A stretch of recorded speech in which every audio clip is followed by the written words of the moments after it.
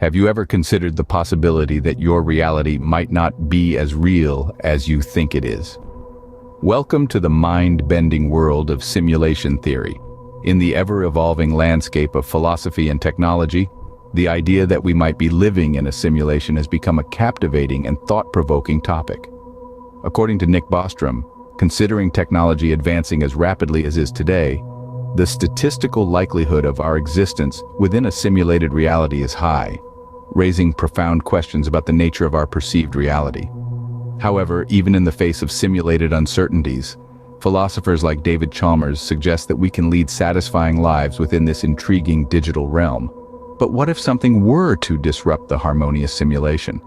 Imagine two potential scenarios. Case A, a digital demiurge, an evil genius hacking our reality. Case B, an overwhelming number of simulations, creating a cascade of nested realities muddying the waters. Both scenarios present a bewildering maze of digital realities, challenging our understanding of existence. Navigating this labyrinth can feel daunting. How do we surf through the confusion that arises from the interplay of these intricate digital realities? This video is an ongoing investigation conducted by Kingdom Scouts. Imagine a force capable of hacking the very fabric of our simulated reality. Let's call this entity a malevolent demiurge, a digital puppet master capable of manipulating our perceptions and experiences within the simulation. This scenario echoes the unsettling philosophy of René Descartes' evil genius, a malevolent being capable of deceiving us about the nature of our world.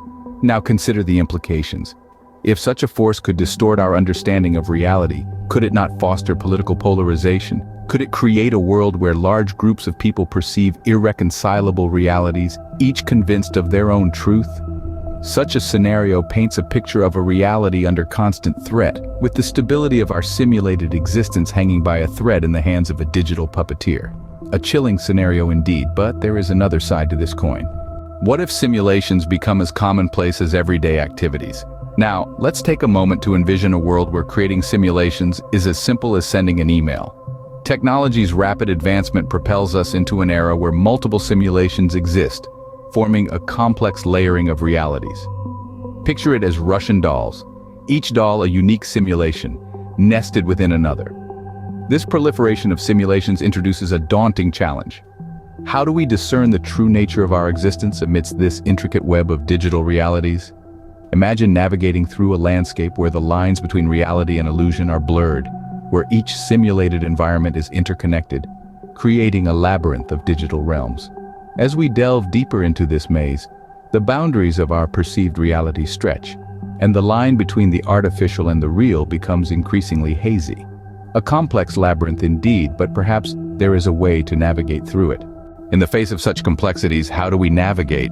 Kierkegaard might have an answer. Søren Kierkegaard, the 19th century Danish philosopher, offers a timeless piece of advice. Follow your angst and embrace the absurd.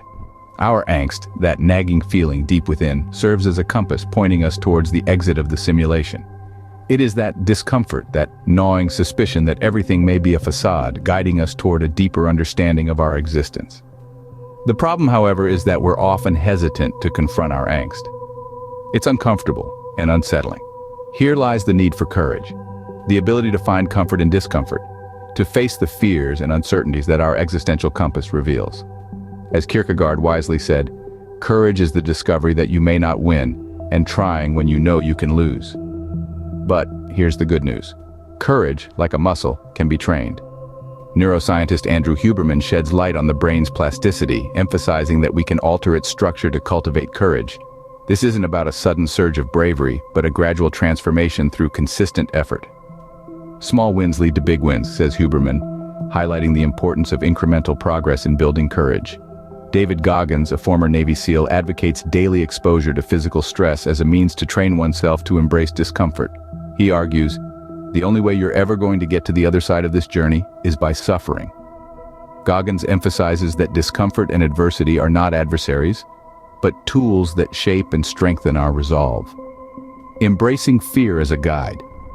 Tim Ferriss, a prominent figure in the world of self-improvement, encourages us to view our fears as clues, guiding us towards personal growth and success.